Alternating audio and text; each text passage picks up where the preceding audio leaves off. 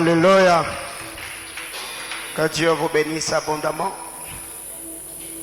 Je vous salue au nom de Jésus. Pouvons-nous nous saluer mutuellement. Alléluia. Nous bénissons le Seigneur. 40e jour déjà. 40e, 9e jour. As-tu des maux de tête? As-tu des vertiges? Alléluia. Donc, si tu as des maux de tête, c'est pas la malaria. Prends pas d'Oliprane, mange de fruits et des légumes, ça va partir. Alléluia. Donc, nous avons encore 21 jours devant nous. Ça va vite, n'est-ce pas? Ça va vite, non? Donc, ce soir, je suis vraiment très content. Bénissons le nom du Seigneur pour sa grâce et sa fidélité. Qui a prié avec nous à midi? Waouh, waouh, waouh, waouh. Nous passons des moments formidables. Nous passons des moments formidables dans ce programme midi en prière. Donc, si jusque-là, tu n'as pas encore commencé à suivre et faire partie de ce programme, donc vraiment, nous t'invitons demain. Ne manque pas.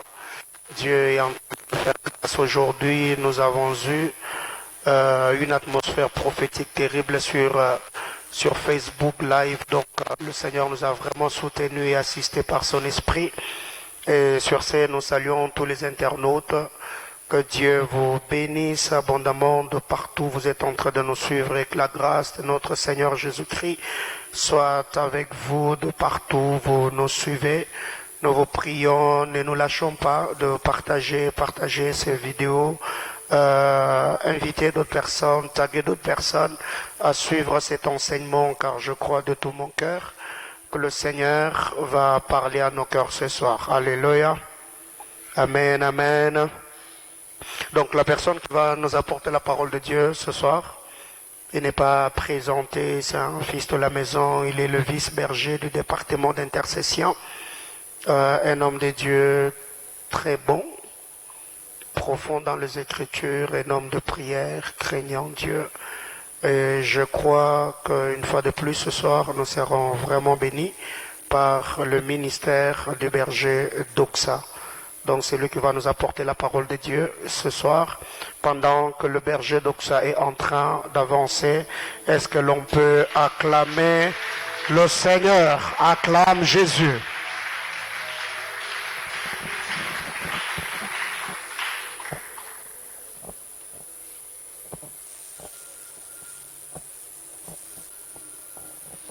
Est-ce qu'on peut prier un moment?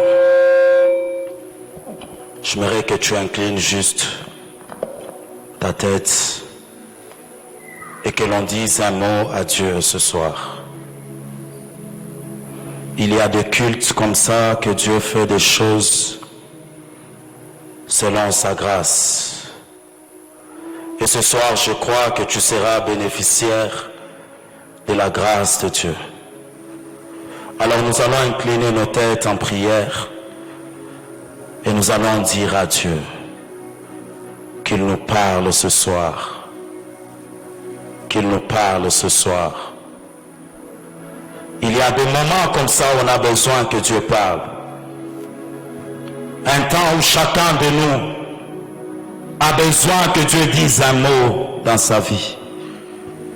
Un moment où Dieu décide de communiquer un message à une vie.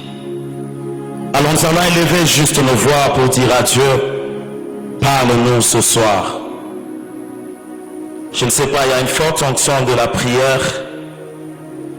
Je prie que Dieu nous aide à faire ce qu'on peut ce soir. Alors j'aimerais que quelqu'un dans la salle dise à Dieu, Seigneur, parle-moi. Seigneur, parle-moi. Tu peux entendre Dieu ce soir. Avant même que le prédicateur ne parle, tu peux entendre Dieu. Yes. Clare d'azite l'azia. Glory pei doramia nazade guerre la chatte. Viens par ici, Seigneur. Viens par ici, Père. C'est ici où nous t'attendons, Père éternel Dieu. C'est ici où nous attendons, Père éternel, entendre le son de ta voix. Seigneur, fais retentir ce soir le son de ta voix, afin qu'une vie soit édifiée, qu'un cœur soit consolé, qu'une âme éternelle, Dieu de gloire, soit consolée ce soir. Brada zita le brada zamiano cleveralia. El tawi nomina mi aukande le brawalu zeveralish. Rawik le pawi rastavani klozomi de verlash. Ada zita le mamosi ke taligla da bashanda. Ekenan kolomono mi aukenta libra osovit. Eterna la miro sauver de la chandi la baoka. Et brita toute fada kito la miano pawetelesh. Ouvre le ciel ce soir. Ouvre le ciel ce soir. Car avant que ta voix ne retentisse, c'est le ciel qui s'ouvre en premier lieu. Père, viens nous communiquer ta parole. Sers-toi de moi, Père. Par le travers de ma petite vie. Communique, éternel Dieu, la vie, la grâce, la paix ce soir au moyen de ta parole. Je me confie à toi. Et je m'abandonne à toi, toi le Dieu de mon Père. Sois avec moi, Dieu de cette chair, et communique à quelqu'un le message qu'il lui faut. Au nom de Jésus. Père éternel Dieu, donne-moi le vocabulaire qu'il me faut. Seigneur, donne-moi les paroles qu'il me faut. Je prie, éternel Dieu de gloire, que tu me donnes le mot suffisant. Ce soir, éternel Dieu de gloire, que ça ne soit pas moi, mais que ça soit toi. Seigneur, permets que je disparaisse de maintenant, Père éternel Dieu de gloire. Que l'on ne me voit pas moi, mais qu'on te voit toi. Seigneur, il y a quelque chose que tu veux faire ce soir. Fais-moi grâce, éternel Dieu de gloire, de ne pas m'attacher sur ma personne, mais de compter sur toi ce soir. J'ai tellement besoin de toi, Dieu de cette chair. Ne permets pas, éternel Dieu, que je parle sans toi. Ne permets pas, éternel Dieu de gloire, que quelqu'un sorte tel qu'il était venu. Éternel Dieu, éclaire une destinée ce soir, au moyen de ta parole. Si tu as tout créé par ta parole, Seigneur, permets que quelque chose de nouveau puisse naître dans la vie de quelqu'un ce soir. Voilà pourquoi nous t'acclamons. Au nom de Jésus-Christ. Est-ce que tu peux bien acclamer le Seigneur? Est-ce qu'on peut bien acclamer ce soir? Je disais qu'on acclame le Seigneur des Seigneurs. Il est le roi de gloire. Notre Dieu est fidèle. Je vois les autres assis, alors que nous sommes en train d'acclamer celui qui nous a donné la vie. La force que nous avons nous vient de Jésus. Alléluia. Amen, amen. J'aimerais que quelqu'un puisse bénir son voisin ce soir en lui disant tout simplement que Dieu te bénisse. Est-ce qu'il y a quelqu'un qui croit que Dieu va nous faire du bien ce soir? Alors sans plus tarder,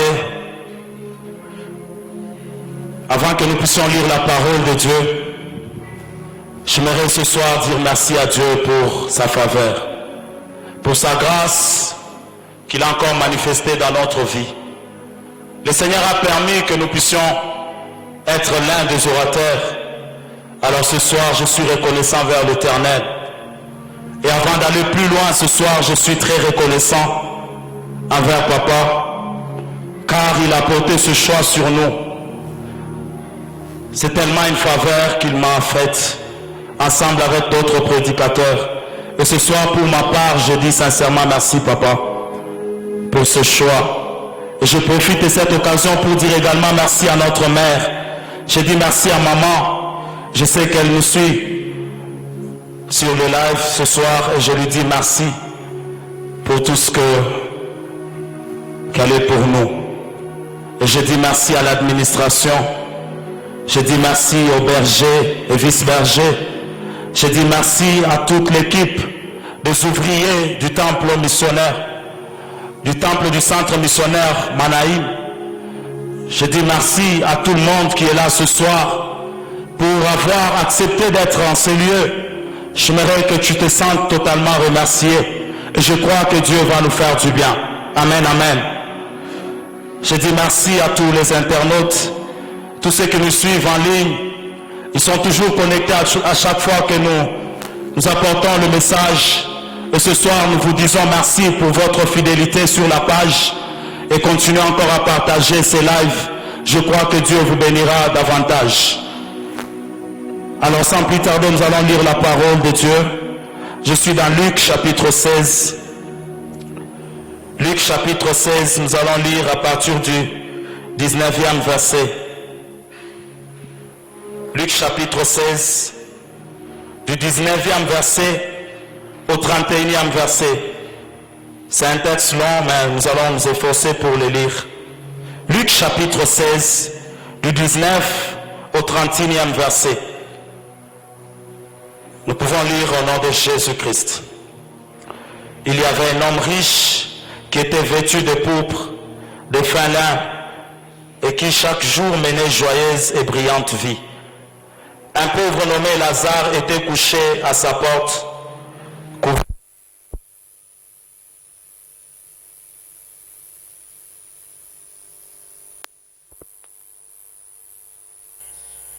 et même le chat venait encore lécher ses ulcères.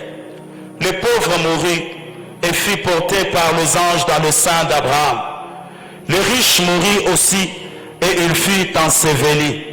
Dans le séjour de mort, il leva les yeux et tandis qu'il était en proie au tourment, il vit de loin Abraham et Lazare dans son sein.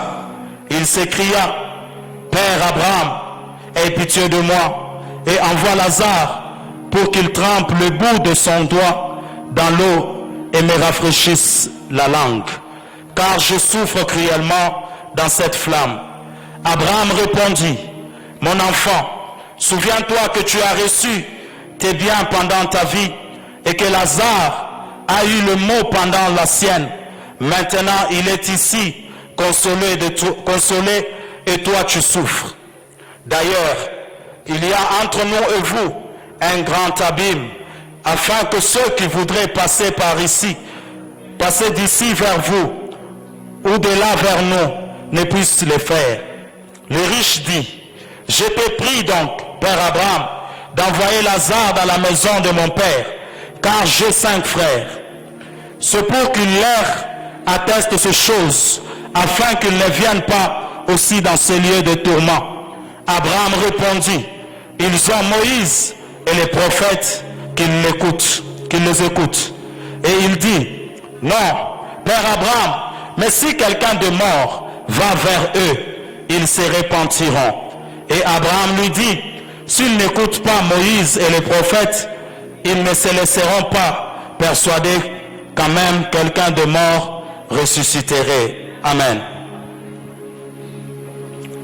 Je vais lire le deuxième texte ce soir. Je suis dans Matthieu chapitre 16, le verset 26. Matthieu chapitre 16, verset 26. La Bible dit ceci: Et que servirait-il à un homme de gagner tout le monde s'il perdait son âme? Ou que donnerait un homme en échange de son âme? J'aime bien ce verset parce qu'il commence par « et ». Et que servirait-il à un homme de gagner tout le monde s'il perdait son âme? Si on commence par « et », c'est-à-dire qu'il y a des choses au-dessus qui ont précédé ce verset. Et le tout marche ensemble. Mais je vais revenir après. Mais une partie qui m'intéresse, c'est que la Bible dit « ou que donnerait un homme en échange de son âme ». Que donnerait un homme en échange de son âme? J'aime la version sommaire. La Bible dit: si tu parviens à posséder le monde entier, à quoi cela sert-il s'il perd sa vie? Si tu perds ta vie, si tu parviens à posséder le monde entier, à quoi cela te servira-t-il si tu perds ta vie? Et que peut-on donner pour acheter notre vie? Qu'est-ce qu'on peut donner pour acheter notre vie? Comme nous le savons, nous sommes dans notre thème qui est intitulé « Le prix d'une âme ». Et ce soir, nous allons essayer de parler également par rapport à la mesure de grâce qui est sur nous. Nous parlons sur le prix d'une âme. Et nous voyons déjà qu'il y a deux parties très importantes, ou encore deux mots très importants. Il y a l'âme, il y a le prix. Le prix d'une âme. Et si nous voulons bien comprendre ce thème, nous devons commencer par comprendre le vrai sens de l'âme. Et nous devons commencer par comprendre le vrai sens du prix. Et ce soir, je crois que je ne saurais pas faire l'exégèse par rapport à notre temps. Mais j'aimerais parler ce soir, très rapidement selon la grâce, afin que nous puissions comprendre la pensée de Dieu ce soir. Bien aimé, il est à noter que l'homme, ou encore l'être humain, est composé de trois parties. En d'autres termes, quand nous voyons l'être humain, nous voyons trois composantes. Et si j'aimerais bien le dire ce soir, j'aimerais dire à quelqu'un que l'être humain est un esprit. Et cet esprit a une âme, et cet esprit habite un corps. Alléluia. L'homme est un esprit qui a une âme et qui habite un corps. Et ce soir, nous parlons du prix de l'âme. Donc nous parlons d'une des composantes du corps humain. Mais j'aimerais une fois dire à quelqu'un ce soir que parmi toutes les composantes de l'être humain, il y a cette partie qu'on appelle l'âme. Et l'âme en question, c'est cette partie où nous trouvons les émotions, où nous trouvons les affections, où nous trouvons le sentiment, où nous trouvons le désir. Là, je parle de l'âme. Lorsque vous voyez quelqu'un exprimer certaines émotions, cet homme est animé par les effets de l'âme.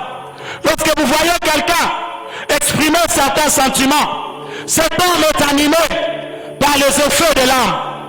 Mais est-ce que c'est de cette âme que nous parlons ce soir? Est-ce que c'est de cette âme que nous parlons ce soir? Est-ce que nous parlons de l'âme comme cette partie émotive de l'homme? Est-ce que nous parlons de l'âme comme cette partie sentimentale de l'homme? Est-ce que nous parlons de l'âme comme cette partie qui exprime les affections de l'homme? Ce soir, j'aimerais une fois encore rejoindre Papa, parce qu'il nous a parlé de la définition de l'âme. Et quand il nous a parlé de la définition de l'âme, il nous a parlé de nefesh. Et c'est là que j'aimerais commencer mon message ce soir. J'aimerais parler de l'âme comme la partie vivante de l'homme. J'aimerais parler de l'âme comme une vie de l'homme. J'aimerais parler de l'âme comme l'homme lui-même. Alléluia. C'est ainsi que vous allez vous rendre compte que quand vous lisez le livre de Genèse, on fait allusion à l'âme. Lorsque l'homme a reçu le souffle, la Bible dit, et l'homme devient une âme vivante. Et de cela que je parle ce soir. Je prends l'homme comme cet être qui a une âme, comme cet être qui a une vie. Et ce soir, quand nous regardons par rapport à la Bible, nous allons comprendre que l'âme, c'est la vie. Quand vous lisez la version sommaire, la Bible remplace l'âme par la vie. La Bible dit, que sert-il à un homme de gagner le monde s'il perdait sa vie? Et quand je lis la Bible, j'ai compris une chose, que l'âme en soi, lorsque la Bible est en train de parler, la Bible n'interdit pas de gagner le monde. La Bible n'interdit pas à l'homme d'avoir les richesses. La Bible n'interdit pas à l'homme de réussir sa vie. Mais ce que j'aime dans cette écriture, la Bible cherche à découvrir l'importance qu'il y a dans la vie de l'homme de gagner le monde tout en perdant sa vie, ou encore tout en perdant son âme. C'est bon d'avoir la richesse. C'est bon de réussir sa vie sur la terre. C'est bien beau de gagner le monde. Mais qu'est-ce que cela te sert? Ou encore quelle est l'importance que tu trouves en gagnant le monde entier tout en perdant ta vie? Parce que la vie de l'homme sur terre, c'est un parcours. Il y a un début et il y a une fin. Et tout le monde sur la terre a un jour de naissance et il a un jour de la mort. C'est pour dire à l'homme que tout ce que tu peux gagner sur la terre, tout ce que tu peux avoir sur la terre, cela est éphémère et cela a un début et une fin. C'est pourquoi je suis venu dire à quelqu'un ce soir, il est important de savoir, lorsqu'on passera sur cette terre, où est-ce qu'on va hériter notre éternité. Alléluia, le prix de l'âme. Et sans plus tarder, j'aimerais commencer par Matthieu 16. Et je vais finir par toucher la partie du Luc, chapitre 16. Et ce soir, j'aimerais dire à quelqu'un, que sert-il à un homme de gagner le monde s'il perdait son âme? À quoi ça te sert d'avoir tout le bénéfice du monde si ta vie en soi est perdue? Qu'est-ce que ça va te faire? Ou encore quel est l'avantage que tu trouves en ayant tout sur la terre tout en perdant ton âme? Et j'aime la deuxième partie de cette écriture. La Bible pose la même question. Et la deuxième partie, quand nous lisons, nous voyons qu'il nous est posé la question de l'échange qui existe entre l'âme et d'autres biens de ce monde. À quoi est-ce que tu peux changer ta vie? Ton âme a-t-elle la valeur de biens de ce monde? J'aime très bien cette question. Que donnerais-tu en échange de ton âme? Ou encore la vie que tu as, tu peux l'exprimer par rapport à quoi? Quelle est la valeur que tu peux donner à cette âme? Église de Dieu, ce soir, j'aimerais parler avec vous par rapport à cette écriture. Que sert-il à un homme de gagner tout le monde s'il perdait son âme? Et deuxièmement, que sert-il? Ou encore, que donnerait un homme en échange de son âme? En d'autres termes, quel est le prix que tu payeras pour racheter ton âme, pour racheter ta vie? Y a-t-il un prix sur cette terre qui puisse égaler la vie de l'homme? Y a-t-il un prix sur cette terre qui puisse égaler la vie de l'homme? Et ce soir, j'aimerais parler en définissant le prix. C'est quoi le prix? C'est quoi le prix? Quand nous lisons dans le dictionnaire, nous voyons, je vais donner une définition simple, parce que papa a déjà défini cela. Je vais prendre ce soir le prix comme une valeur qu'on accorde à un bien ou un service. Je prends le prix comme une valeur que l'on donne à un bien ou encore un service. Donc nous avons un bien ou un service. Et la contrepartie que l'on donne, c'est ça qu'on appelle prix. Et si nous voulons comprendre maintenant le thème qui dit le prix de l'âme, nous devons juste comprendre qu'il s'agit de la valeur d'une vie. Il s'agit de la valeur qu'on accorde à une vie. Et l'homme, depuis le jardin d'Éden, l'homme avait perdu son âme. L'homme avait perdu sa vie. Et il fallait racheter la vie de l'homme. C'est ainsi que quand nous lisons dans la Bible, il nous est posé cette question de savoir que ferait l'homme pour acheter son âme?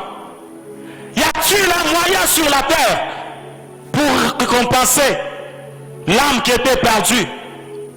Et c'est ainsi que nous voyons que le prix est une valeur qu'on accorde à un bien. C'est une valeur qu'on accorde à un bien. Et quand nous parlons du prix, vous verrez qu'en économie, ou encore à la théorie du prix, le prix a une capacité de changer. Le prix est changeant. En d'autres termes, le prix varie. Donc il peut se faire que le prix de ce monde change de temps à autre. Parce que tout le bien de ce monde peut avoir un prix qui varie. Le prix peut augmenter tout comme le prix peut baisser. C'est ainsi que nous allons nous rendre compte que sur cette terre de hommes, il y a des choses qu'on avait connues qui étaient tellement très chères, mais aujourd'hui qui ne sont plus chères. Parce que le prix varie. Le prix varie. Les biens de ce monde peuvent baisser le prix, tout comme les biens de ce monde peuvent augmenter le prix. Et ce que j'aime dans cette histoire, c'est que lorsque le prix exagère dans l'augmentation, il y a des possibilités. Soit les gens peuvent l'accepter, soit les gens peuvent le saboter. Chacun de nous dans cette salle, lorsqu'il est face à un prix élevé, il y a toujours quelque chose qui l'anime. Soit il est censé discuter par rapport à ce prix pour l'aborder ou soit pour refuser. Et si le prix est abordable, la personne peut s'en procurer. Je sais là où je nous amène ce soir. Je ne fais qu'introduire mon message. C'est ainsi que vous allez remarquer que lorsque le prix varie, les choses qui autrefois ont fait notre gloire ont baissé le prix. Alors j'aimerais dire à l'église ce soir, ne perds jamais ta vie pour les choses de ce monde. Je vois les hommes et les femmes se battre dans ce monde pour les choses qui peuvent briller aujourd'hui et demain baisser le prix. Chaque chose qui a été créée par l'homme a un début de valeur et cette chose peut baisser en même temps. Il y a des téléphones qu'on ne peut plus utiliser aujourd'hui. Il y a des habits qu'on ne peut plus porter aujourd'hui. Pourquoi? Parce que le prix de ce monde ou encore la valeur de biens de ce monde varie selon le temps. Et c'est ainsi que vous allez constater que les téléphones qui ont fait la gloire autrefois, ces téléphones ne sont plus d'actualité. Alors pourquoi courir derrière le bien de ce monde qui se limite à un niveau alors qu'il y a une vie à gagner pour l'éternité? Je suis venu parler à un camp ce soir. Je suis venu dire à un homme ce soir, tous les biens de ce monde, leur prix peut varier, mais le prix de l'âme ne pourra jamais varier. L'âme a un prix qu'on ne peut pas égaler. L'âme a un prix qu'on ne peut pas remplacer. C'est ainsi que vous allez constater qu'on ne peut pas échanger sa vie en fonction d'un bien de ce monde. Je vis les gens payer le véhicule et après ces véhicules sont sur le pneu dans leur parcelle parce que les choses de ce monde ont un temps de fin. Et ce soir je suis venu dire à quelqu'un, les prix de ce monde varient. Ça c'est la théorie attachée au prix. Et vous allez constater que lorsqu'il s'agissait de l'âme, cela a coûté tellement à notre Dieu qu'il y a eu tellement une dispensation qui est passée. Il a fallu à Dieu toute une dispensation. La loi est passée. Dieu n'avait pas toujours trouvé la solution. J'aimerais dire à quelqu'un ce soir, le prix de l'âme, c'est le résultat de Dieu lui-même. Il n'y a que Dieu qui est capable de payer l'âme qui était perdue. Et c'est ainsi que la vie de l'homme ne peut être renouvelée que par l'Éternel lui-même. Je suis en train de dire à quelqu'un ce soir que le prix de l'âme, c'est l'âme. Est-ce que quelqu'un est avec moi ce soir? Le prix de l'âme, c'est l'âme. Le prix de la vie, c'est la vie.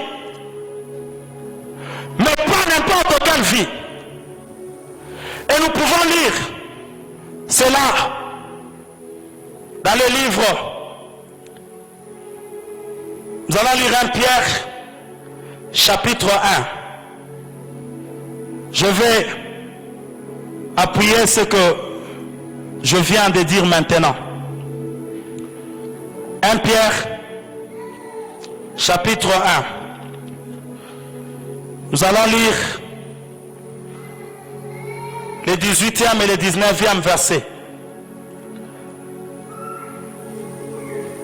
La Bible dit ceci: sachant que ce n'est pas par des choses périssables, par de l'argent ou de l'or, que vous avez été rachetés, de la vaine manière de vivre que vous avez hérité de vos pères. Écoutez le verset 19. Mais par le sang précieux de Christ, comme d'un agneau sans défaut et sans tache. Il nous a rachetés par le sang. Or, quand vous lisez Lévitique, chapitre 17, la Bible dit ceci: l'âme de la chair est dans le sang. C'est pourquoi je disais que le prix de l'âme, c'est l'âme. Parce que l'âme de la chair est dans le sang. Or, Christ a versé de son sang. En d'autres termes, pendant qu'il faisait couler son sang, l'âme de Christ était en train de payer le prix pour nous. Et c'est ainsi que vous allez comprendre avec moi que la vie de l'homme qui était perdu ne pouvait qu'être remplacée par la vie d'un Dieu qui s'était fait chair, afin d'avoir une âme et de sauver le peuple. Alléluia. Amen, amen. C'est ça. C'est que nous pouvons comprendre par rapport au prix. Parce que lorsque le prix varie, sauf le prix de l'âme, les boucs ont versé le sang. On a fait toutes sortes de sacrifices. Quand nous lisons la loi, il y a eu plusieurs sacrifices. Le sang a coulé, mais ce n'est pas ce sang qui a sauvé l'âme. C'est pourquoi je disais que ce n'est pas n'importe quelle vie qui peut racheter une autre vie. Et ce soir, j'aimerais bénir la vie de quelqu'un en disant à quelqu'un qu'en matière de prix, il n'y a pas seulement la variation du prix, mais il y a également ce qu'on appelle la facturation, ou encore la preuve, ou encore, si je peux bien insister, ce qu'on appelle le preuve de paiement. En comptabilité, on appelle ça de pièces justificatives. Tu ne peux pas payer un prix si tu n'as pas les pièces justificatives. On ne va pas croire en cela. Toute personne qui doit payer le prix doit avoir les pièces justificatives. C'est pourquoi vous verrez qu'on nous demande souvent les factures. Et là, j'aimerais dire à quelqu'un, en lisant la Bible, je me suis rendu compte qu'il y a quelque chose qui s'est passé dans Apocalypse chapitre 5. Je vois un homme qu'on appelle Jean, alors qu'il est dans l'île de Patmos et qu'il est en train d'ouvrir ses yeux. Il a constaté que la question fut posée au ciel. Et cette question, on cherchait la personne qui pouvait ouvrir le livre et d'en rompre le sceau. Parce que nous le savons tous bien qu'une facture ne peut être valable si elle n'a pas un sceau. Le sceau prouve que la facture a été réellement payée. Et c'est ainsi que lorsque notre Seigneur Jésus-Christ s'est levé ce jour-là, il a pris le livre et il a rempli le sceau afin d'attester que le prix a été payé. Et c'est ainsi que ce sceau pouvait valider la facture. Alléluia. Amen, amen. Mais il y a une attitude que je n'aime pas. C'est l'attitude de Jean. Quand vous lisez Apocalypse chapitre 5, yes. Je vais lire le 4e verset. La Bible dit: et je pleurais beaucoup de ce que personne ne fut trouvé digne d'ouvrir les livres, ni de les regarder.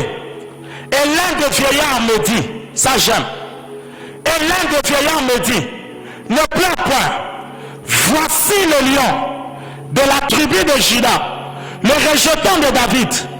Il a vaincu pour ouvrir le livre et ses 7 sceaux. Quand vous lisez cette partie, vous allez comprendre que Jean a manifesté une attitude qui n'est pas bonne. C'est une parenthèse que j'ouvre avant de continuer. Pendant que le livre est présenté et qu'il n'y a personne pour l'ouvrir et de rompre le sceau, Jean se met à pleurer. Il y a des endroits qu'on ne pleure pas. Parce que si tu te mets à pleurer dans certains endroits, tu n'auras plus le regard fixé vers l'essentiel. Jean était là avec l'un de 24 vieillards. Mais il ne s'est pas rendu compte que l'agneau s'était déjà levé. Il n'a pas constaté quand le lion de la tribu de Juda s'est levé. C'est le comportement de plusieurs chrétiens. Aujourd'hui, nous avons des chrétiens qui sont troublés face à des situations compliquées. Lorsque ça complique, on n'a plus le regard fixé vers Jésus. On n'a plus le regard fixé vers l'avant. Mais on commence à se perdre. Tant que tu t'inquiètes et que tu commences à pleurer, tu ne verras pas la solution qui t'a été présentée. Il était là, mais il ne s'est pas rendu compte que le lion s'était déjà levé. C'est le comportement de plusieurs personnes. Aujourd'hui, quand nous sommes devant les problèmes difficiles, nous avons la capacité de nous détourner vers l'essentiel. Et il a commencé à pleurer. Je disais qu'il y a des endroits comme ça où il ne faut jamais pleurer. Parce que si tu te mets à pleurer, tu vas perdre la force d'avancer.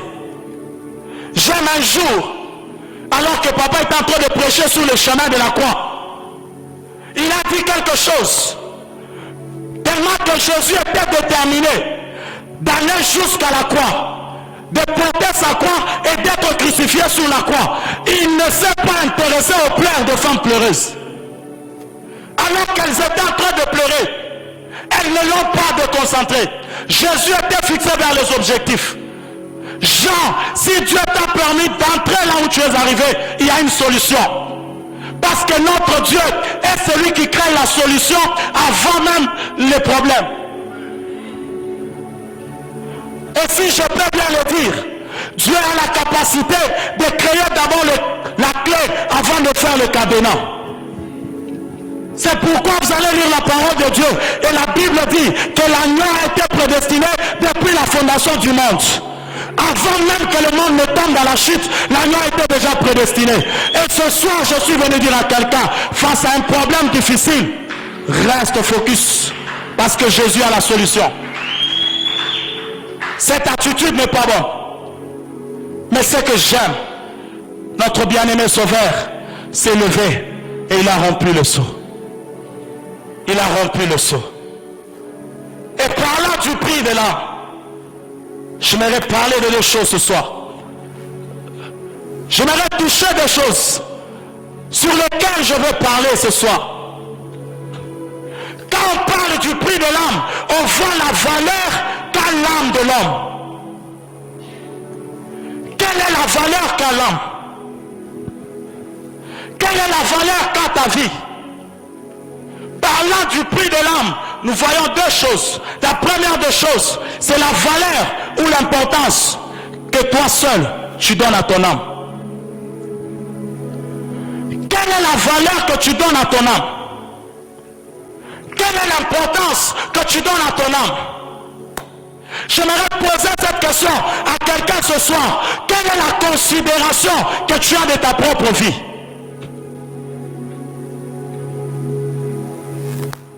L'âme de l'homme ou encore la vie de l'homme a une valeur que personne ne peut égaler.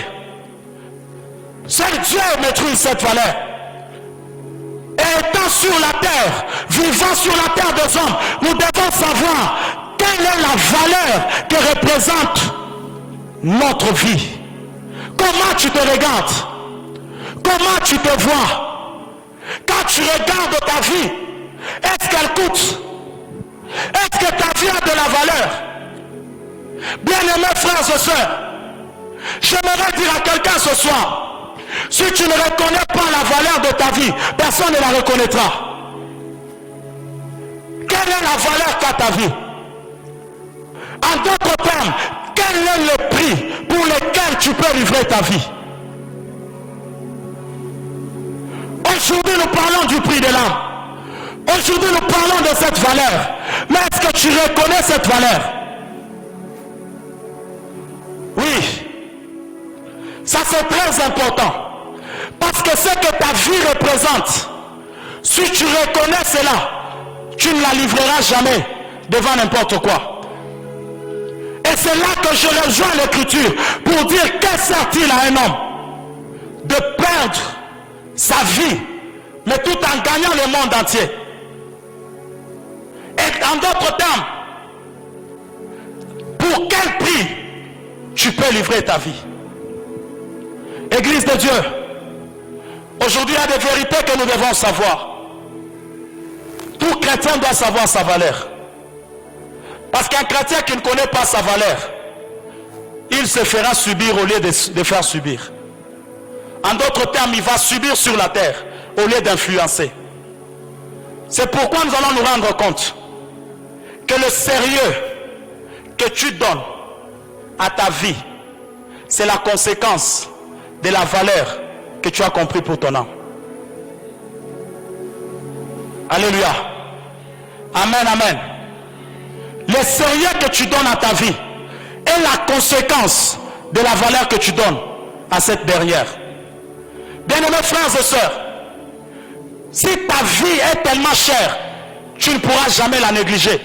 Tu ne pourras jamais oublier certains faits qui sont attachés à cette vie. Quelle est la valeur que tu peux donner à ton âme aujourd'hui? Est-ce qu'il y a encore de chrétiens qui reconnaissent qu'ils sont très chers? Avant de parler de la valeur que les hommes peuvent te donner, de la valeur que Dieu peut te donner, de la manière où Dieu te voit, comment toi-même tu te vois en tant que chrétien, en tant qu'enfant de Dieu? Ton âme est tellement précieuse, ton âme est tellement coûteuse. Et si tu oublies le poids qu'a ta vie, tu risqueras de te livrer à des choses qui ne pèsent même pas. C'est pourquoi vous allez constater qu'aujourd'hui, les hommes sont prêts à perdre leur vie, à vendre leur âme pour des choses éphémères. Quelle est la valeur que tu donnes à ta vie? Quelle est la valeur que tu donnes à ta vie? Parce qu'un homme qui reconnaît la valeur de sa vie, il y a des choses qu'il ne fera jamais. J'aimerais dire à quelqu'un ce soir, tant que tu sais la valeur de ta vie sur cette terre, tant que tu connais comment ton âme pèse, il y a des choses que tu ne feras jamais. Il y a même des relations que tu n'entreras jamais. Aujourd'hui, nous chrétiens, nous nous retrouvons même dans des endroits très sales. Là où la valeur de notre âme n'est pas reconnue. C'est pourquoi vous allez vous rendre compte qu'aujourd'hui les chrétiens sont en train de courir derrière les hommes.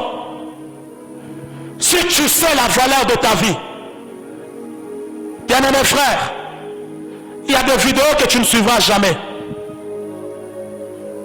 Oui. Et ça, j'aimerais insister ce soir en disant à quelqu'un qu'il y a des vidéos que tu ne suivras jamais quand tu regardes la valeur de ta vie. Quand tu regardes la valeur de ta vie, tu te regardes, tu regardes le Dieu qui t'a sauvé. Est-ce que tu peux te mettre si bas en train de suivre des vidéos malsaines? Église de Dieu, lorsque tu sais la valeur de ta vie, il y a des choses que tu ne feras jamais. Il y a des endroits que tu n'iras jamais. Parce que la valeur de l'âme ne peut être reconnue que d'abord par la personne elle-même. À quel prix es-tu prêt de livrer ta vie ce soir? À quel prix? Qu'est-ce qui t'arrive alors que tu regardes à gauche, à droite, il n'y a pas quelqu'un qui te connaît et que tu es au point de faire quelque chose qui ne glorifie pas Dieu? Qu'est-ce que tu fais? Aujourd'hui, Beaucoup de gens ne reconnaissent plus la valeur de leur âme. L'âme est très précieuse. L'âme a un prix élevé. Voilà pourquoi je disais qu'il a fallu toute une dispensation. On est parti de la loi pour trouver la solution dans la grâce, afin de sauver l'âme. Et j'aimerais dire à quelqu'un ce soir, quand tu marches, quand tu vis, n'oublie jamais la pensée de l'éternité. N'oublie pas que tu as été racheté. N'oublie pas que ta vie a coûté cher à Dieu. Y a-t-il encore des chrétiens aujourd'hui qui peuvent se tenir comme ça et manifester la sainteté? Y a-t-il encore des chrétiens aujourd'hui qu'on peut avoir seulement leur vie? Nous constatons qu'ils donnent la valeur à leur vie. Aujourd'hui, pour des choses éphémères, on est en train de livrer nos vies pour rien. On est en train de livrer nos vies pour rien. Si seulement Dieu peut ramener cette onction d'autrefois. Je connais un frère qui avait perdu un téléphone 3 fois. Il a perdu le téléphone. Et la dernière fois, ça s'est cassé. Et un jour, j'étais en train de parler avec lui. Et pendant que je lui posais des questions, je me suis rendu compte que c'était la punition de Dieu pour ses frères. Parce qu'il était en train d'utiliser son téléphone pour des choses qui ne glorifient pas Christ. Un jour, lorsqu'on a parlé avec lui, et j'ai aimé une chose, c'était sa sincérité. Non seulement il a reconnu, mais il a arrêté. Et pendant que je vous parle, c'est un homme qui sert Dieu. Et il sert Dieu très bien. Juste parce qu'il a compris que des fois, ces vidéos-là, plus tu les vois, plus ça ne plaît pas à Dieu, parce qu'il a la mission avec toi. Est-ce que tu sais pourquoi tu es sur la terre? Es-tu là pour glorifier le diable ou bien ton Seigneur? C'est pourquoi aujourd'hui, vous allez constater que les gens sont prêts à perdre leur vie à cause de choses qui ne font rien dans le monde. Hier, on a cherché avec vous, je ne sais pas, iPhone 6 et tout ce qu'il y a. Aujourd'hui, cela est en train de prendre encore des échelons. On est, je ne sais pas si c'est à 13, demain on sera à 19. Mais après toutes choses, ces choses vont rester. Je suis venu dire à quelqu'un ce soir que le prix d'une âme, écoutez, je vois les hommes aujourd'hui livrer leur vie à cause d'un simple téléphone. Quelle est la valeur que tu donnes à ta vie? Est-ce qu'un téléphone peut te racheter? Je suis venu dire à quelqu'un ce soir, on n'enterre personne avec le téléphone. Et les morts ne parlent jamais au téléphone. Car Rabli a sauvé des gars. Tu es sur cette terre, tu as un téléphone, tu l'utilises et tu penses que c'est de la gloire. À cause d'un téléphone, tu peux perdre ta vie comme ça. À cause d'un téléphone, tu peux rater le royaume. Alors que ce téléphone-là, tu peux le payer aujourd'hui. Il peut tomber ici et se casser, tu perds l'argent. Ta vie coûte plus que cela. Ta vie coûte plus que cela. À cause d'un travail, comment tu peux abandonner Dieu? Est-ce que tu connais la valeur de ta vie? Il y a des gens qui vivent sur cette terre sans le travail. Je n'encourage pas la paresse. Mais ce n'est pas parce qu'on t'a dit que tu dois donner ton corps, que tu dois te livrer totalement à cause d'un travail.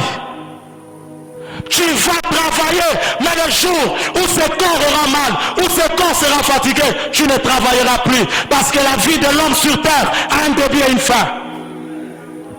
Quelle est la valeur que tu donnes à ta vie? Quelle est la valeur que tu donnes à ta vie? Et quand nous lisons la Bible dans Luc chapitre 16, nous nous rendons compte qu'il y a la vie de 2 personnes. Nous voyons Lazare et nous voyons Abraham. Et je m'excuse, Abraham est entré après. C'est la 3e personne je veux parler. Mais je parle d'abord de Lazare et l'homme riche. La Bible dit, l'homme riche avait des habits en pourpre. Mais qu'est-ce que Lazare portait? Et la Bible dit qu'il avait des ulcères, que le chien venait même lâcher. C'est le chien, je ne sais pas. Et vous allez vous rendre compte que le jour où le pauvre Lazare est mort, la Bible dit qu'il a été emmené dans le sein d'Abraham. Mais quand on regarde la vie de l'homme riche, la Bible dit qu'il a été enseveli. celui qui portait les habits chers, celui qui avait toutes les richesses possibles, celui qui mangeait sur une bonne table, parce qu'il a manqué la vie de Dieu. Il a été enseveli. Et le corps qui s'habillait bien a été traîné dans la terre. Ce corps a été traîné dans la terre. Mais celui qui était pauvre sur la terre, Dieu l'a pris et l'a placé dans le sein d'Abraham. Je n'encourage pas la pauvreté. Je n'encourage pas la pauvreté.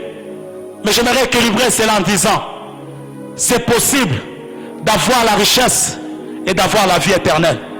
Il faut faire la part des choses. Ne garde pas la richesse, sinon tu seras comme cet homme qui est incapable d'aller juste distribuer ses biens afin de suivre Jésus-Christ. Quelle est la valeur que tu donnes à ta vie? Il avait tellement donné la valeur au bien qu'il avait. Et quand il est arrivé dans le lieu de tourment, il a commencé à se plaindre. Et là, il voit Lazare. Oh mon Dieu, Lazare n'est pas mort le même jour avec Abraham. Mais Lazare s'est retrouvé dans le sein d'Abraham. Et quand l'homme riche a commencé à crier, il a vu Abraham. Il a dit, Père Abraham, envoie Lazare qui me donne juste une goutte d'eau. Donc pendant qu'il vivait sur la terre, il connaissait Abraham. Et il y a des gens comme ça, qui sont comme cet homme. Ils connaissent Abraham, mais ils ne sont jamais entrés en contact avec Abraham. Et si j'aimerais prendre Abraham aujourd'hui comme l'image de Dieu, j'aimerais dire à quelqu'un, tu as entendu parler de Dieu, tu viens au culte chaque jour, on te prêche Jésus-Christ, mais quand on regarde ta vie, c'est comme si tu fais semblant à tout ce qu'on te prêche. Et cet homme a commencé à demander une goutte d'eau, alors que lorsqu'il était sur la terre, c'était la moindre des choses qu'il avait. Chez lui ne pouvait pas manquer de l'eau. Je viens dire à l'église ce soir, la valeur que tu donnes à ta vie, cela te permettra de comprendre le poids que tu as sur la terre. C'est ainsi que vous allez remarquer ensemble avec moi qu'il y a des chrétiens aujourd'hui qui sont semblables à Ésaü. Il y a des chrétiens qui sont semblables à Ésaü. Parce que dans la Bible, il y a deux types de personnes. Il y a les Ésaü qui sont d'un côté, mais il y a de l'autre côté des Naboth. Et quand vous regardez la vie d'Ésaü, c'est quelqu'un qui pouvait facilement perdre le droit d'aînesse pour une simple bouillie. Un homme qui ne reconnaît pas la valeur de sa vie sur la terre. Et Ésaü a livré son futur à cause du présent. Combien de gens aujourd'hui ont livré leur futur à cause du présent?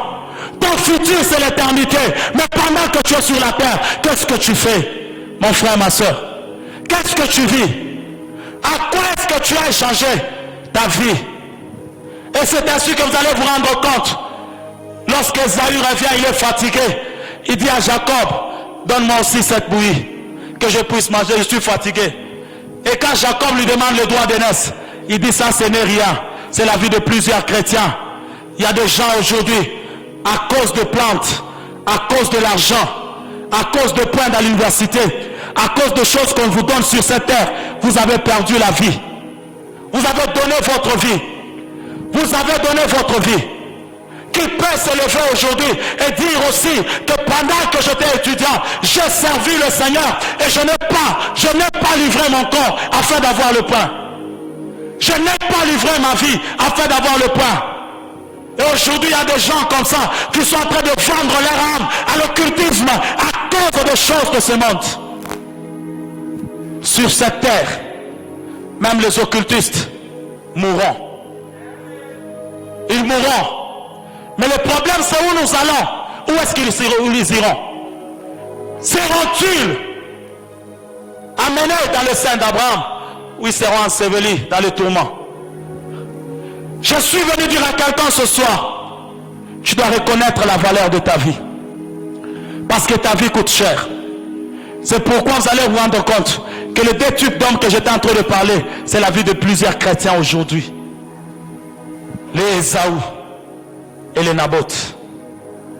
Ésaü est prêt, il est prêt à cause du présent à livrer son futur. Et quand il arrive dans le futur, il se rend compte qu'il n'a plus rien. Il est vrai que Jacob a volé les droits d'aînesse comme nous le disons, c'est vrai. Mais vous allez vous rendre compte que la personne qui a livré ce droit d'aînesse, c'était Ésaü lui-même. Il a dit, c'est quoi le droit d'aînesse? Ce que je n'aime pas, c'est la phrase qu'il a utilisée. Et je vois la Bible dire qu'il méprisa le droit d'aînesse. Il a méprisé cela. Combien sont en train de mépriser leur vie éternelle aujourd'hui? Combien sont en train de mépriser leur vie éternelle? Mais j'étais en train de dire à quelqu'un que s'il y a de Ésaü, il y a aussi de Naboth. Quand vous lisez 1 Roi chapitre 21, vous allez vous rendre compte qu'il y a la vie de Naboth qui est présentée. Naboth avait la vigne, et cette vigne, il l'avait héritée de ses pères. Et quand le roi Akab vient vers lui, il lui dit, vends-moi cette vigne. Ou bien encore, donne-moi cette vigne, je vais te payer une autre quelque part. Naboth n'a jamais livré, il n'a jamais accepté, parce qu'il connaissait la valeur de cette vigne. Il connaissait la valeur de cette vigne. Naboth n'était rien, Naboth n'était pas roi, Naboth n'était pas chef, mais il a refusé un roi. Il a refusé de donner la vigne à un roi. Combien de rois aujourd'hui ont pris nos choses et nous avons livré à l'occasion de rien? Parce qu'il est chef, parce qu'il va augmenter mon salaire, parce qu'il va me donner beaucoup d'argent, parce qu'il va me payer je ne sais pas quoi, parce qu'il va me payer la parcelle. Je viens dire à quelqu'un, ces choses sur cette terre vont prendre fin, mais la vie éternelle nous attend quelque part. Qu'est-ce que tu peux payer pour échanger ta vie? Parce que ton âme est coûteuse. Ton âme est coûteuse. Et aujourd'hui, quand nous regardons nos vies, rares sont les gens qui agissent comme Naboth. Il a refusé. Et il a été tué même pour ça. Quand vous lisez plus bas, vous allez vous rendre compte que Jézabel est entrée dans cette histoire. Et Naboth a été tué. Mais malgré qu'il a été tué, Naboth n'a jamais livré la vigne. Tu n'as que cette vie, mon frère. Tu n'as que cette vie, ma soeur. Tu n'as que cette vie. Et c'est pour cette vie que Jésus-Christ a quitté le ciel et il est venu donner sa vie sur terre. Juste pour ça. Alors ne la perds pas. Ne la perds pas. Regarde même les sacrifices de Golgotha. Souviens-toi de ce qu'il a fait. Et rassure-toi qu'il est temps que tu mettes du sérieux. Il est temps que tu comprennes que la valeur de ton âme ne peut être comparée même pas à n'importe quel billet d'argent. Alléluia. Les gens qui reconnaissent la valeur de leur vie, ils ne vont pas n'importe où, ils ne font pas n'importe quoi. Ils sont sereins dans ce qu'ils sont en train de faire. C'est là que je vois un homme comme Joseph, quelqu'un qui maîtrise tellement la valeur de sa vie. Lorsqu'il est devant la femme de Potiphar, il s'est dit non, je ne peux pas livrer ma vie. Je préfère être mis en prison que d'être en ce lieu et de tomber en perdant mon Dieu. Mais combien de gens aujourd'hui sont en train de perdre leur communion avec le Seigneur à cause de biens de ce monde, à cause de plaisir de ce monde? Église de Dieu, je suis venu parler à quelqu'un en lui disant ce soir, que sert-il à un homme de tout gagner? Tu peux tout gagner, tous les plaisirs, on peut t'acclamer, toutes les gloires possibles, mais sache que c'est pour peu de temps. C'est pour peu de temps. C'est pour peu de temps. C'est pour peu de temps. Ça ne va pas durer longtemps. Ils étaient des rois hier, aujourd'hui ne sont pas des rois. Parce que ça ne dure pas longtemps. Ils étaient riches, il y en a qui sont morts, il y a d'autres qui ne sont plus riches, mais qui sont ramenés à terre. Parce que la vie est faite ainsi. Et c'est pourquoi vous allez vous rendre compte que plusieurs n'ont plus la mentalité de Joseph. Joseph, c'est le type de chrétiens qui sont capables de perdre les avantages qu'ils ont à cause de leur vie. Ton âme est tellement précieuse. Ton âme est tellement précieuse. Et quand vous regardez les hommes qui reconnaissent leur valeur, quelqu'un comme Daniel, quand vous regardez les gens comme des Shadrach, Meshach et Abednego, ces hommes reconnaissaient tellement la valeur de leur vie, au point où, même lorsque le roi a insisté, le roi Nebuchadnezzar a dit qu'ils seront jetés dans la fournaise ardente. Mais ces trois hommes ont accepté. Est-ce que ces chrétiens sont là encore? Est-ce que ces chrétiens sont là encore? Les gens qui peuvent se dire que ma valeur ne peut être comparée aux choses de ce monde. Des gens qui peuvent comparer leur vie à cet homme riche et se dire, je ne veux pas rater l'éternité à cause des choses de ce monde. Quelle est la valeur de ta vie?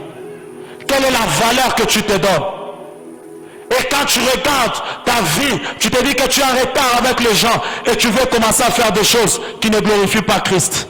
Bien-aimé, sur cette terre des hommes, tant que Dieu t'a déjà appelé, donne-toi à fond, quels que soient les avantages que le monde te donnera. Quels que soient les avantages que le monde te donnera. Ne change pas ta vie à cause de fétiches, à cause de biens de ce monde. Écoutez, peuple de Dieu, ne préfère jamais toucher à la magie pour servir Dieu. C'est quelle bassesse. Quelqu'un qui va toucher à la magie afin de commencer à prophétiser, quelle bassesse. Qui t'a dit que pour servir Dieu, on a besoin de l'aide du diable? Aujourd'hui, nous vendons notre âme pour des choses simples. Oui. Ce soir, je t'ai venu parler comme ça. Aujourd'hui, il y a même quelqu'un qui est prêt à abandonner Dieu parce que le mariage tarde. Aujourd'hui, il y a quelqu'un qui est prêt à abandonner Dieu parce que le travail tarde. Aujourd'hui, il y a quelqu'un qui est prêt à abandonner Dieu parce qu'il a tellement prié et ce qu'il a demandé, il ne l'a pas encore eu. Je viens te dire, préfère persévérer tout en gardant ta vie. Alléluia. Amen, amen. Alléluia. N'abandonne pas Dieu. Il est tellement fidèle. Même ces 3 hommes qui ont été jetés dans la fournaise ardente, ils n'ont jamais été consumés. Parce que Dieu est celui qui soutient le juste. David a dit qu'il n'a jamais vu un juste abandonné. Écoutez, lorsque tu vis pour la bonne cause, l'Éternel ne t'abandonnera jamais. Je viens dire à quelqu'un ce soir, crée encore Dieu, serre-le encore, persévère encore. Même si tu ne vois rien, il est avec toi et il ne t'abandonnera jamais. Et ça, je l'ai dit dans ma vie. Je n'abandonnerai pas Dieu pour les choses de ce monde. Les richesses peuvent venir. Les choses de ce monde peuvent venir. Je n'abandonnerai pas Dieu. De la même manière que je vois mon Père le servir, je le servirai ainsi. Dans la crainte, dans la persévérance, dans la consécration, afin que lui seul se glorifie sur ma vie. N'abandonne pas Dieu, mon frère. Ma soeur, n'abandonne pas Dieu. C'est un cri que je te lance ce soir. Toi qui m'entends ce soir, sache que la vie sur la terre, notre Dieu n'abandonne jamais. Il est derrière tous ses principes et il les accomplit toujours. Donne-toi une valeur. Donne-toi du poids. Donne un prix à ta vie où personne ne peut se jouer de toi. Parce que les gens qui ne reconnaissent pas leur valeur, ils embrassent tout dans la vie. Ils prennent tout. Et tout ce qu'on leur donne, ils prennent. Tout ce qu'on leur fait, ils se livrent. Pourquoi? Parce qu'ils ne connaissent pas leur valeur. Mais les hommes qui sont fidèles à Dieu, Dieu ne les abandonne jamais. Je préfère refuser ce que me propose la femme de Potiphar pour attendre d'être ministre. Parce que si je le fais, je veux limiter ma vie. Et combien de gens aujourd'hui sont en train de pleurer? Combien aujourd'hui sont en train de souffrir juste à cause des décisions qu'ils ont prises dans la vie? Mais je viens dire à quelqu'un ce soir, il n'est jamais tard pour revenir à la maison. Il n'est jamais tard pour revenir à la maison. Pendant ce marathon de prière, il y a le cœur de Dieu qui est en train de crier. Le cœur de Dieu est en train de chercher quelqu'un qui avait perdu sa valeur, quelqu'un qui s'était livré à ce monde, quelqu'un qui n'avait pas encore compris que sa vie coûte tellement, quelqu'un qui n'avait pas encore compris que son âme était tellement précieuse qu'il ne pouvait pas livrer cette âme aux choses de cette terre. Quand nous parlons du prix de l'âme, nous voyons la valeur. Et tu ne peux pas chercher d'abord que les gens te donnent la valeur alors que toi-même tu ne reconnais pas cette valeur. Et beaucoup de gens réclament cela.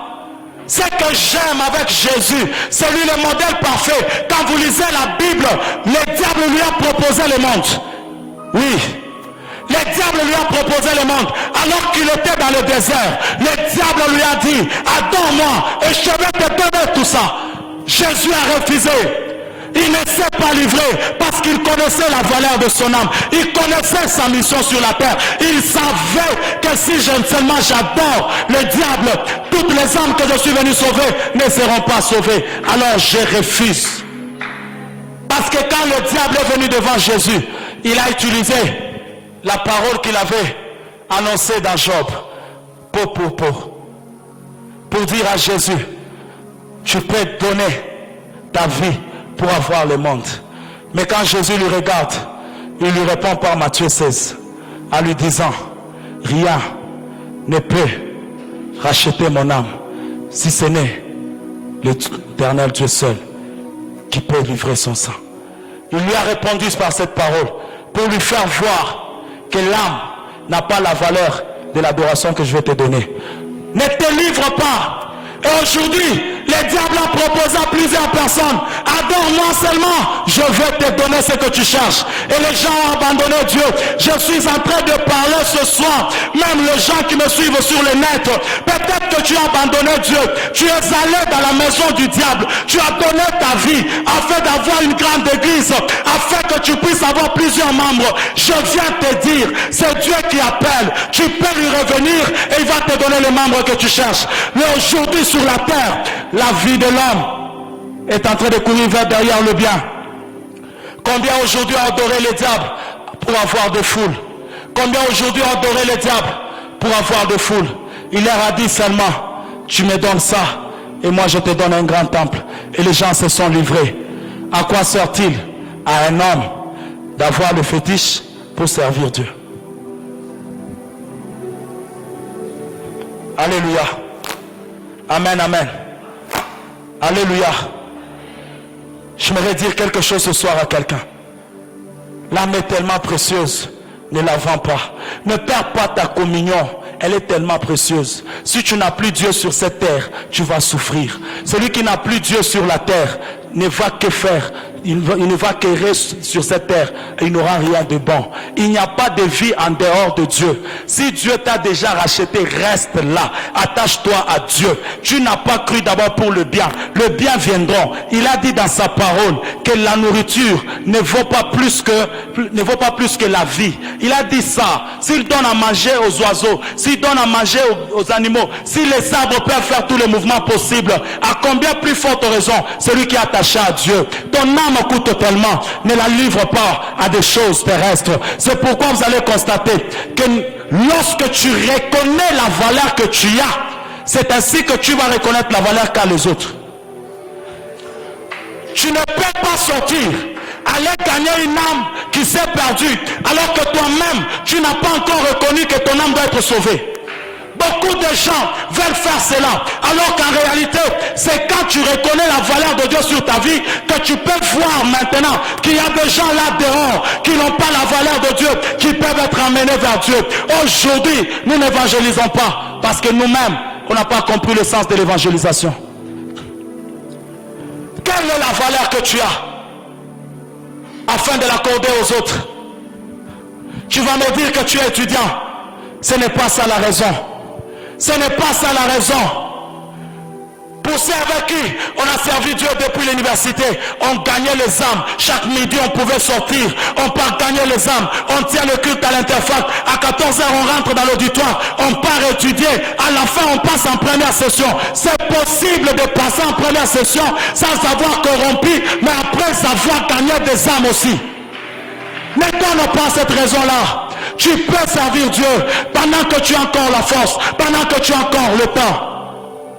Ces gens qui sont en train de mourir ont juste besoin d'entendre quelque chose. Quand vous lisez la Bible, la nouvelle qui a fait que Jacob, son esprit puisse se ranimer, c'est la nouvelle où on lui a dit que Joseph vit encore. Et quand il a constaté que les signes prouver réellement que Joseph vit encore, la Bible dit l'esprit de Jacob se ranima. Mais comment l'esprit de Jacob se ranimé? À cause d'une bonne nouvelle. Écoutez, les gens qui sont en train de mourir ont besoin d'une bonne nouvelle. Mais qui va leur annoncer cela? Si nous-mêmes on est concentrés ici, qui va leur dire cela? Si nous-mêmes on est concentrés dans le temple, on vient, on adore, on acclame, on parle en d'autres langues, mais quand on sort, on ne fait rien. Bien-aimés, ce soir, je m'étais dit cela.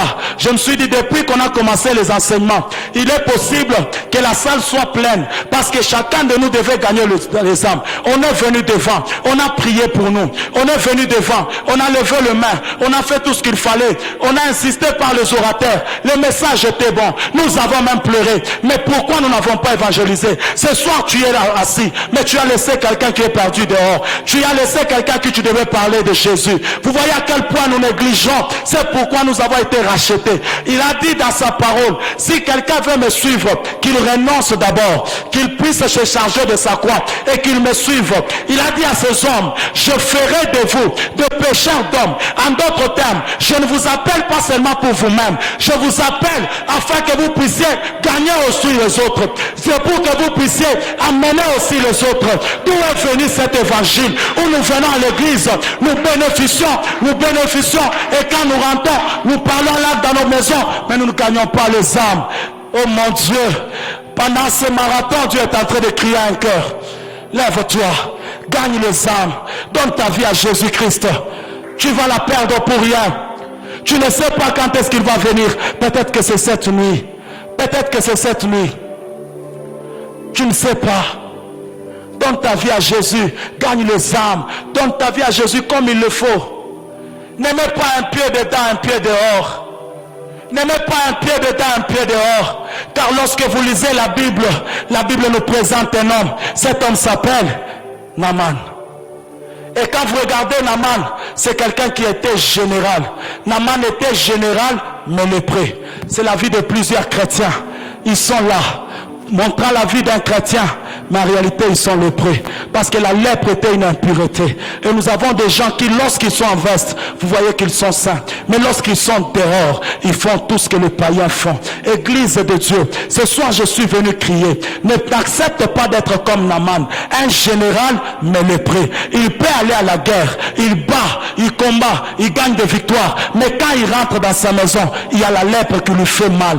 Toi-même tu sais, quand tu quittes l'église, qu'est-ce qui te retire? Qu'est-ce qui te réclame? Qu'est-ce qui te réclame? Chacun de nous sait ce qui le réclame dans la vie. Chacun de nous sait ce qui l'éloigne de Dieu. Chacun de nous sait ce qui l'éloigne de notre Créateur. Or l'homme sur la terre, lorsqu'il perd la communion avec Dieu, les diables en profitent. Voilà pourquoi nos vies sont en train de s'empirer. Parce que les petites choses que nous sommes en train de faire, ce sont des choses qui sont en train de nous nuire. La lèpre peut être petite, mais la lèpre peut châtier. La lèpre peut ronger le corps. Écoutez, il y a quelque chose que j'aime. Il y a quelque chose que j'aime. Malgré ta lèpre, il peut y avoir une jeune fille dans ta maison. Et cette jeune fille peut être ta conscience. Cette jeune fille peut être un évangéliste, quelqu'un qui t'annonce la bonne nouvelle. Pour te dire, là-bas chez nous, il y a un prophète. S'il prie seulement pour toi, je viens dire à quelqu'un ce soir, il y a un Dieu ici. Si tu lui donnes seulement ta vie, si tu acceptes seulement de t'attacher à lui, cette lèpre va disparaître. Cette lèpre va disparaître. Il te faut juste le rencontrer. Il te faut juste le rencontrer. Oh mon Dieu. Mais j'aime une chose. Au-delà de la valeur que tu peux te donner, tu dois savoir l'importance que tu as devant Dieu. La valeur que tu as devant Dieu. C'est la deuxième des choses sur laquelle j'aimerais insister ce soir.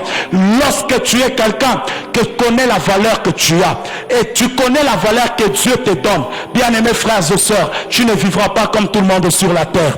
Est-ce que quand tu regardes ta vie, as-tu compris la valeur que coûte ton âme? Tu as vu la valeur que coûte ton âme? Pour ton âme, Dieu a accepté de livrer son Fils unique. On ne parle pas de deux, on ne parle pas de trois, un seul fils qu'il avait. Et la Bible dit, celui dont tu l'avais l'affection, il l'a livré pour toi et moi. Bien aimé, il y a des choses de foi, même s'il faut faire semblant. N'oublie pas que ce Dieu, pour te sauver, ça l'a coûté la vie de son Fils unique.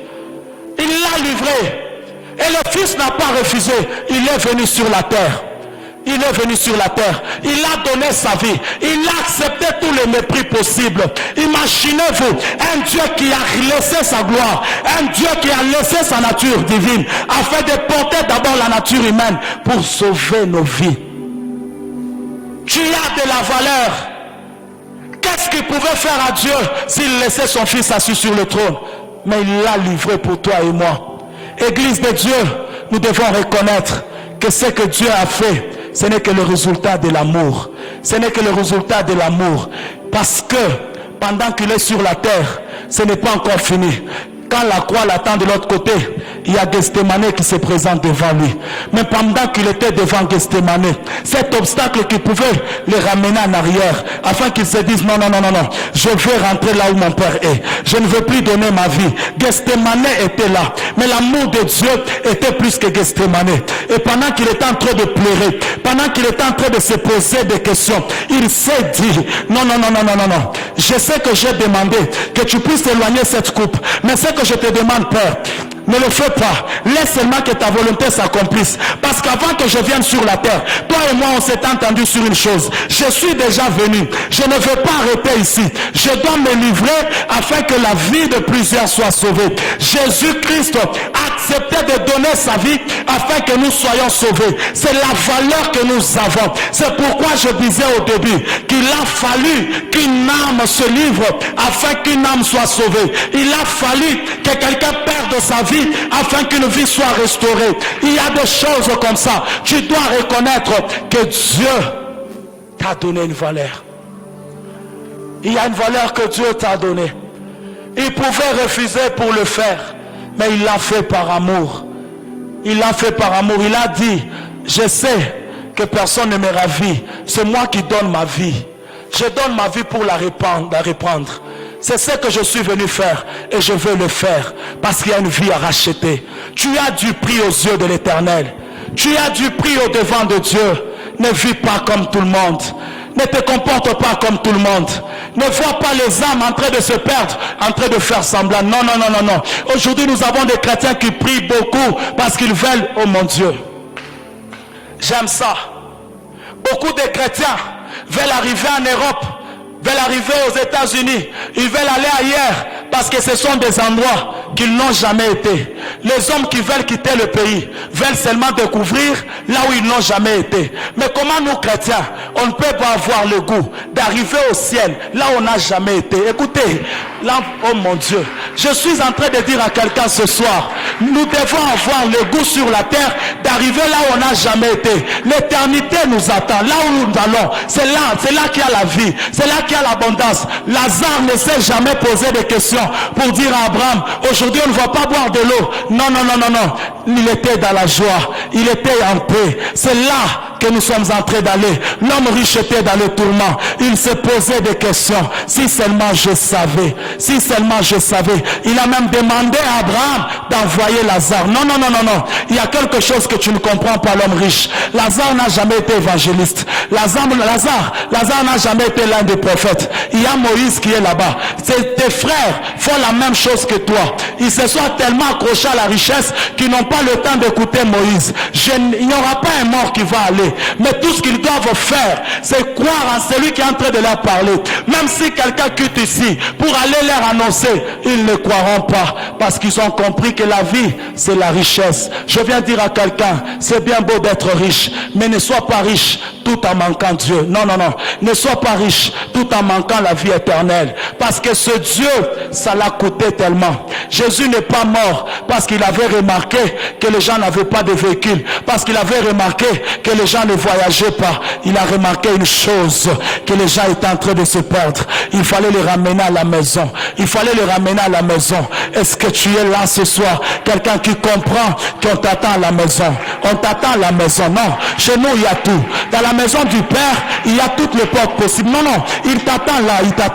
Jésus t'attend là. Il n'a pas besoin que tu puisses servir le monde. Non, il ne t'a pas envoyé pour servir le monde. Tout ce dont tu as besoin, c'est que tu puisses revenir à la maison. Non, chez nous il y a tout. Il y a la paix, il y a la vie. Chez nous il y a l'abondance. Sur cette terre on peut souffrir. Sur cette terre on peut pleurer. Les gens peuvent venir lécher les ulcères qui sont à nos pieds. Là n'est pas le problème. Mais de l'autre côté, on n'ira pas avec le plaie. Non. De l'autre côté, je n'irai pas avec le plaie. Le plaie, je l'ai sur la terre. Je les ai sur la terre. Oh mon Dieu. Là-bas, je ne vais pas attendre que ce que les autres vont manger puisse tomber par terre pour que je puisse ramasser. Mon Dieu. Je préfère encore une fois ramasser pendant que je suis sur la terre que donner ma vie pour que je puisse avoir les choses de la terre et perdre la vie éternelle. Tu as du prix aux yeux de l'Éternel. Si il ne voulait pas sauver le monde, il n'allait pas envoyer son fils unique. Mais écoutez une chose, pendant qu'il est là, la Bible dit, car Dieu a tant aimé le monde qu'il a donné son fils unique. Ça ne se limite pas là. Là, c'est ce que Dieu annonce. Mais malgré que le fils unique est là, il y a quelque chose que l'homme doit faire afin que quiconque croit, le docteur Stéphane, que notre Père nous a parlé sur la volonté. La volonté. Parce que pour acheter, il fallait qu'il y ait la volonté. Il est venu, il a livré son fils unique, mais il a permis au moins qu'il y ait la volonté afin que tu puisses croire. Car Dieu a tant aimé le monde. Oui, il a aimé le monde. Il a donné son fils unique. Mais s'il y a quelqu'un qui ne croit pas, cette vie ne viendra pas vers lui. Maintenant, comment est-ce que cette personne va croire? S'il n'y a quelqu'un, il n'y a pas quelqu'un qui lui annonce que Jésus-Christ est mort pour la personne. Écoutez, bien-aimés, il y a des gens comme ça qui n'attendent que la bonne nouvelle comme Jacob, afin que leur esprit se ranime. Quelle est la bonne nouvelle si ce n'est l'évangile? Or là où l'évangile de Christ est prêché, il y a la vie qui est communiquée. Voilà pourquoi il a dit, allez partout dans le monde. Il n'a pas dit, vous les disciples seulement. Il a dit, allez, allez. Pendant que vous allez arriver là où vous allez partir, gagnez les gens. Faites d'eux des disciples. Or, un disciple, c'est la continuité de la mission. Comme pour dire, dans cette église, on ne va pas attendre seulement que papa puisse se tenir à la chair pour parler. On va aller embraser les nations, on va aller embraser les villes, on va aller embraser le quartier pour dire aux gens, Jésus-Christ a besoin de vous, Jésus-Christ a besoin de vous. Écoutez, alors que j'étais en train de prier aujourd'hui, il y a quelque chose qui m'a plu. Je pouvais voir dans mon esprit, je vis une salle, et dans cette salle, je vis qu'il y avait plusieurs personnes, mais toutes ces personnes, je vis que des autres étaient habillés en toge, les habits des avocats, de maîtres avocats. Je vis que plusieurs personnes en avaient. Et je pouvais voir dans mon esprit, pendant que toutes ces personnes étaient assises, en train de suivre les enseignements, on leur communiquait des enseignements. Et d'un coup, ces hommes pouvaient sortir avec le même uniforme. Ils avaient porté ces habits d'avocat. Et pendant que je regardais, je vis le père qui se tenait. Je vis papa alors qu'il était à la porte. Il était en train de remettre aux gens de Bible. Aux gens de Bible. Alors je me suis posé la question, pourquoi on remet la Bible au maître avocat? Et le Seigneur m'a dit une chose, à cause de cette convention, il y a une armée que Dieu est en train de lever en ce lieu. Des gens qui vont parler en faveur de son peuple. Afin que ces gens puissent aller annoncer la parole de Dieu partout. En quittant le 30 jours, vous verrez qu'il y a des gens qui vont se lever avec un fardeau des âmes terribles, parce que je vis qu'il est en train de libérer toutes ces personnes qui étaient en toge et qui étaient en train de sortir avec leur Bible. Et le Seigneur m'a dit, ici au centre missionnaire Manaïm, la mission va tellement caractériser les gens, au point où là, dans les jours qui sont en train de venir, il y a même des personnes, à cause de la gloire de Dieu en ces lieux, ils vont venir d'eux-mêmes. Dieu va les attirer, parce qu'il sera en train de voir que son objectif est prise en compte dans cette église. Et j'aimerais dire à la personne qui est là ce soir que c'est toi et moi que Dieu a parlé ainsi, afin que nous puissions avoir la capacité d'aller gagner les âmes. Tu as du prix aux yeux de l'Éternel. Ce soir, je ne sais pas, il y a une faveur de Dieu qui est dans ce temple. Il y a une grâce exceptionnelle dans ce temple. Parce qu'avant qu'on me donne le micro, avant que je ne puisse commencer à parler ici devant, j'étais en train de prier.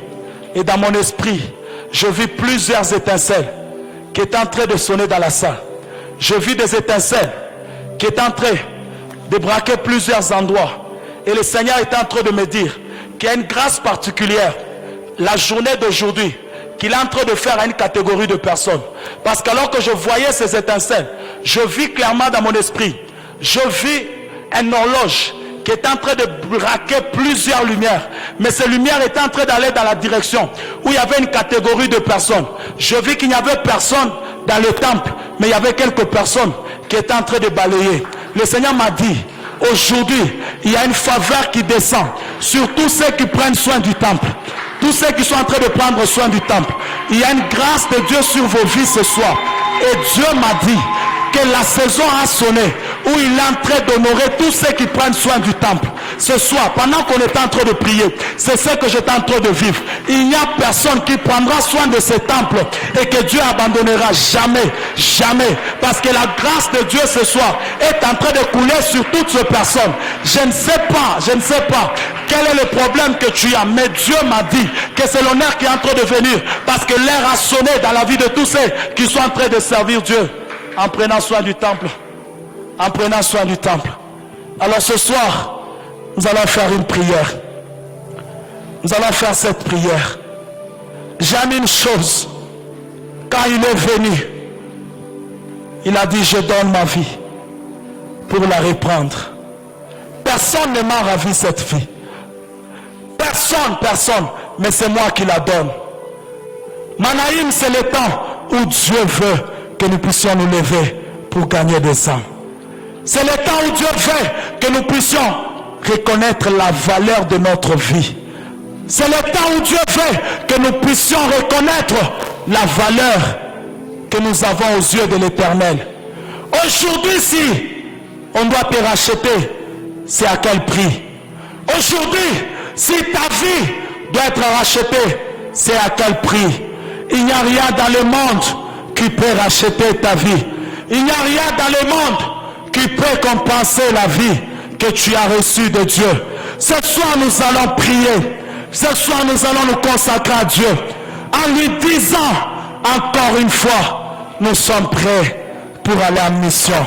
Nous sommes prêts pour nous attacher encore à toi. Nous sommes prêts pour venir encore auprès de toi. Je sais une chose, je t'éloigne de toi, mais je reviens, Père.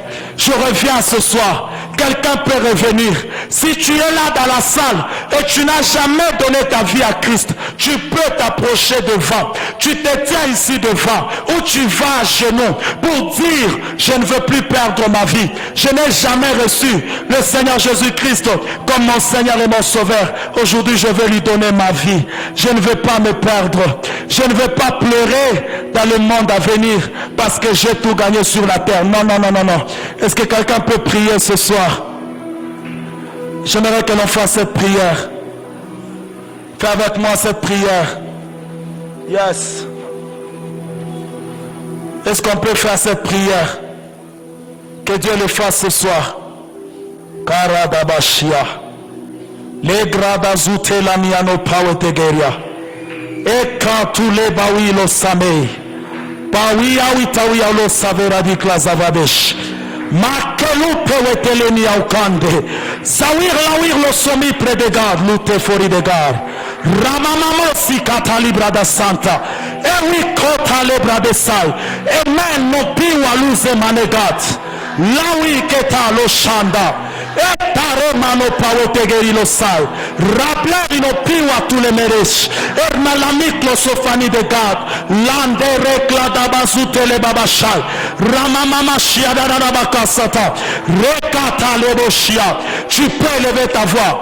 Yes. Yes. Yes. Une grâce exceptionnelle ce soir. Une grâce exceptionnelle ce soir. Une grâce exceptionnelle ce soir. Oh. Yes. Dis à Dieu, je suis là. Je suis prêt. J'étais loin. Je croyais qu'avoir tout le bien de ce monde me suffit. Non, Seigneur, je rentre à toi. Je me remets à toi ce soir. Je me donne à toi totalement.